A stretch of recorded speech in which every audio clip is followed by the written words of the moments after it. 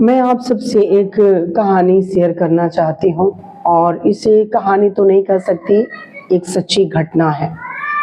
घटना है, एक परिवार में एक बेटा है, माता पिता हैं, भाई बहन भी हैं और जिस बेटे की घटना है वो उस परिवार का सबसे छोटा बेटा है और वो पढ़ाई करता था, पढ़ाई के साथ साथ तैयारी भी करता था। इसी दौरान किसी लड़की से उसको प्रेम हो जा रहा है और फिर मिलना जुलना, फोन पे बातचीत, एक साथ समय व्यतीत करना, जीवन साथ बिताने का वादा, सपना देखना, ये सब सिलसिला शुरू हो जाता है। काफी लंबे समय तक ये सिलसिला चलता है। एक दिन की घटना ऐसी है कि वो लड़का और वो लड़की एक साथ समय व्यतीत कर रहे थे और लड़का उसका वीडियो बनाने के लिए मोबाइल कहीं रख दिया। जितना देर तक वो आपस में समय बिताए उतने देर तक वो रिकॉर्डिंग होता रहा। उस रिकॉर्डिंग को, उस वीडियो को उसने अपने दोस्त से शेयर किया, वो दोस्त फिर अपने किसी और दोस्त से शेयर किया।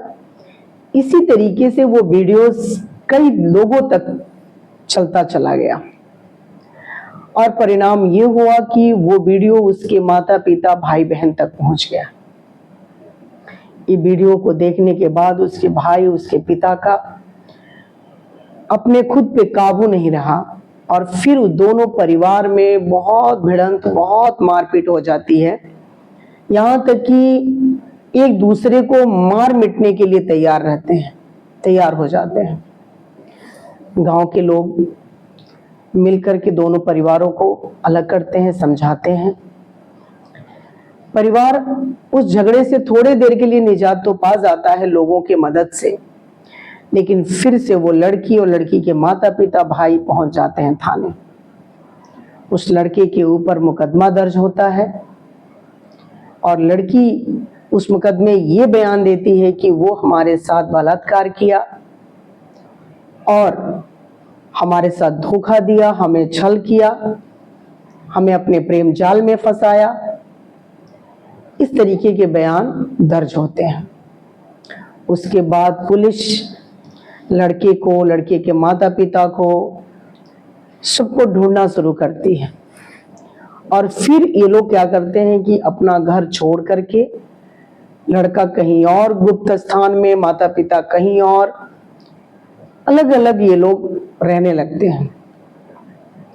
लड़के के माता पिता पैसे पर समझौता, कुछ सामर्थ्यवान लोगों को लेकर के लड़की के माता पिता को समझाने में जुटते हैं। हम शादी करा देंगे, मुकदमा वापस ले लो, हम तुम्हारे शादी का खर्चा उठा लेंगे, मुकदमा वापस ले लो। लड़की एक ही बात कहती है कि ऐसे धोखेबाज इंसान के साथ मैं जीवन व्यतीत नहीं कर पाऊंगी, जो हमारे साथ प्रेम की बात करता है और हमारा गंदा वीडियो बना करके अपने दोस्तों में शेयर करता है, ऐसे इंसान के साथ मैं जीवन नहीं बिताऊंगी। मुझे उस इंसान को सिर्फ और सिर्फ, और उसके लिए अगर कुछ मांगती हूँ तो वो है सिर्फ और सिर्फ फांसी की सजा।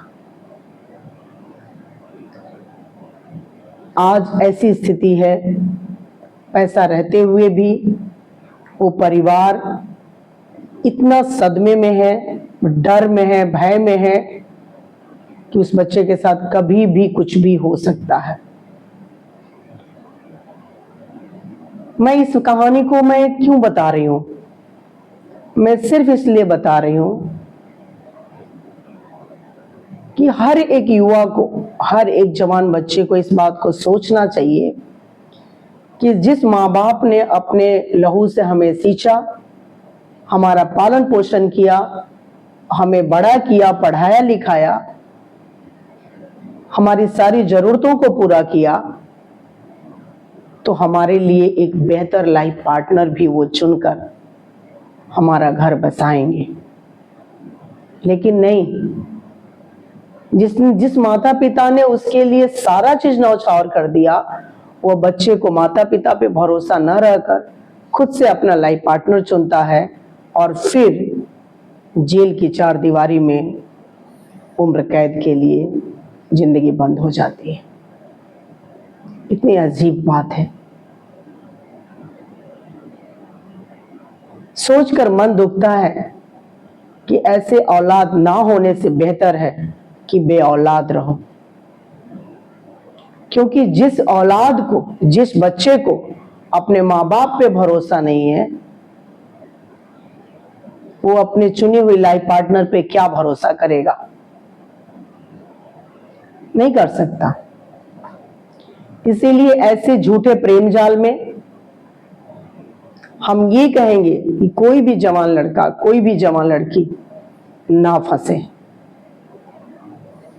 इस समय को सदुपयोग करें, अपने पढ़ने लिखने पे ध्यान लगाएं, अपने कैरियर को बनाने में, अपने जीवन सेटल करने में समय को दें, न कि ये झूठे प्रेम प्रसंग में पड़े। क्योंकि ये प्रसंग और ये विचार सिर्फ हमें बर्बादी की ओर ले जाते हैं, आजादी की ओर नहीं। आजकल ऐसी घटनाएं आम बात हो गई हैं, लेकिन इससे दो जिंदगी बर्बाद नहीं होती, दो परिवार बर्बाद होता है। और जिस तरीके से ये मैसेज फैलता है, ये पूरे समाज को गंदा करता है।